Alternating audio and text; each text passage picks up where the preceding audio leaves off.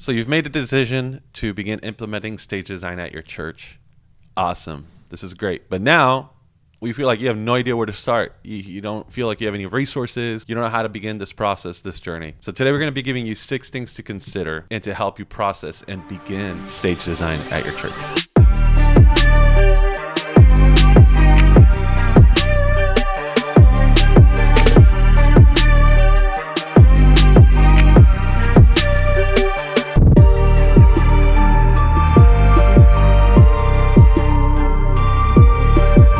Point number 1 would be to not compare yourself. So it's easy to look at other churches or other ministries, larger churches like Elevation, Bethel, etc. It's easy to look at the dollar amount that they might have invested, but part of ministry is giving it your best. Like we spoke about in the previous video, work with what you have. Again, do it for the glory of God. Do it to give your best to God. You don't need to worry about how much money you have, what equipment you have. Don't compare yourself. Of course, you can take ideas from other churches, even if they're larger, like Elevation, like we mentioned. It can be something similar to that, but on a budget. There's nothing wrong with that, as long as you have your goal and you have your mindset on what design you want and you do your best to execute that look or that design. Tip number 2, don't be afraid of trial and error. It's okay to try something, and if it doesn't work, try something else. Not everything that you start firsthand is going to work 100% as soon as you try it. Try different stage designs. Even ask for members' opinions through the live, or if they are there in person, ask them in person. If you design something, say, hey,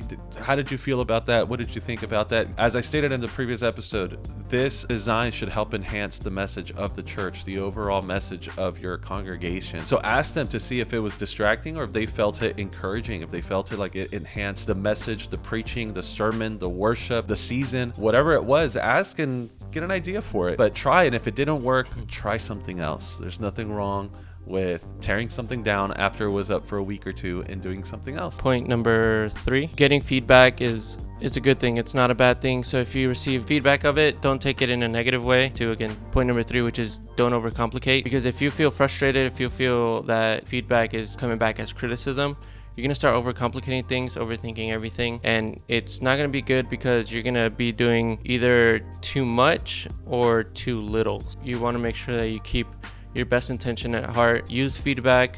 Don't overcomplicate it. Don't get frustrated. Point number 4 is, first of all, start by looking in the storage room at your church. Every church has a storage, a resource room, a closet where they have stuff that has been there for years. Start by looking at what you do have. Talk to the pastor, say, hey, can I get the key to the closet, the storage room, the container, whatever it is that you have there, and start looking at the things you have. You might have some things in there that can be very useful in a design, and let the design kind of revolve around what you already have. Don't think that you have to go out and buy everything for the design. First of all, I'm pretty sure that if you do that, the pastor may not necessarily approve a budget for that project. But if you present and say, I want to buy this, but I'm already going to be using this that was already a part of the church or we already had, you're doing your part in already using what we already have. There are many churches that have all kinds of lights, all kinds of light bulbs. You don't have to go out and buy par LEDs that change colors, this and that. If there are light bulbs there that you can use, there are very warm kind of designs that you can use, just lamps, light bulbs that can help kind of just give a different atmosphere, a different feel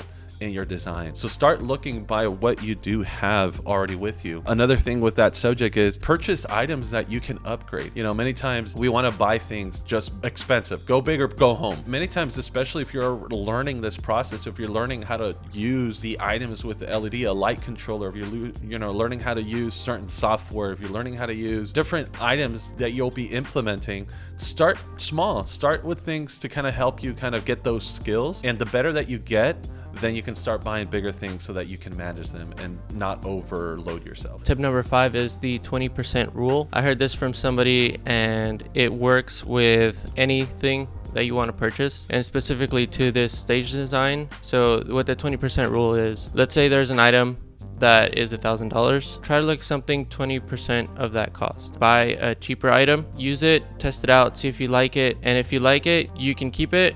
Or, if you like it, but you feel like you could get something better out of it, then use that to learn that system, learn that equipment, learn the lights. And then when you have the money for it, upgrade to that $1,000 item. A lot of times the name brand item, which is $1,000, for example, is going to be expensive because of the name. the brand. So that's why it's so expensive. Sometimes you can find something cheaper, not necessarily 20%, maybe a little bit more. But even if you go to the 20% rule, if you just upgrade to the one right above it, it'll have the same specs, it'll have the same function, but at the fraction of a cost, because again, it's not the name brand. You might like the item, you might keep it, or you might use it as a stepping stone to learn the system, learn the item, and then upgrade to the one that you want. I know that there are some lights that are easily $1,000 to get, like nice fancy lights where like big churches have 20 of them. If you were to go by the 20% rule and purchase a $200 light and it does everything that you need, just consider the fact that you can buy 5 of those for the price of one of the $1,000 ones. Exactly. And you can implement so much more in your church for less of the cost, even though it's not the name brand, but it does exactly what you need it to do. 100. Lastly this goes into things to purchase as well, is consider cheap items to buy in the design. Many times you don't need to go super expensive. You don't have to go stainless steel. You don't have to go even aluminum. Sometimes you could just paint some PVC pipe and make it look like aluminum and get away with it. So look at PVC pipe pallets. There's always pallets laying around. People always work in places where there's pallets. You could get them for sometimes cheap. Look at lights that are at Costco or Home Depot. You don't have to go to DJ stores or go to online where they're sometimes marked up more because of the store that you're buying them from. And we say this out of experience, because even at our church years back, we actually purchased LED lights to help assist in just colors in our back wall. 2 of those, which are back here. Oh, sorry, this is like weird. Are back here, and you can adjust colors. They're RGBs. The newer ones are RGBWs, which stands for red, green, blue, and white colored LEDs, and you can manipulate how much of each one you get to get different colors. And we bought them off of a church. It was 12 of them. They were older ones. They're about this tall. We'll show a picture of it right here.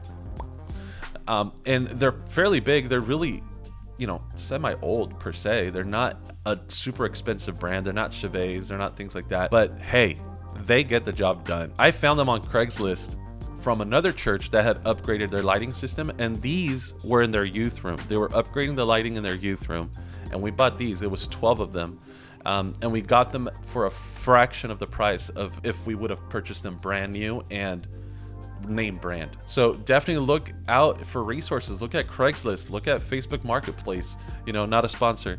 OfferUp, Let Go, I know that they merged, whatever. Just look at whatever is out there and see if there's anything that you can implement. I know it's scary, I know it's a lot of stuff, you don't know what to look for. And if you need help figuring out what it is that you can use on your stage design, let us know. We'd be more than happy to help you or explain certain things. Or if there's certain topics where you're like, I want to know how to use this, how to use that, or what this consists of, let us know in the comments below, and we'll make a video if we need to, or we'll reach out to you. But we want to be able to assist you in implementing this if it's something you really want to do. So those are the 6 tips that we have for you today. If there is something that you feel that we might have missed, or if there's something that you want to add, please feel free to leave it in the comments. We are pretty active in the comments, and we are taking any feedback that we can take. So yeah, definitely keep those in mind when you are trying to get your stage design started. If you don't have the necessary equipment that you feel that you need for the look that you want, like the video, comment, and subscribe to the video for future content, and also hit the notification bell. I look like a chessboard, I know.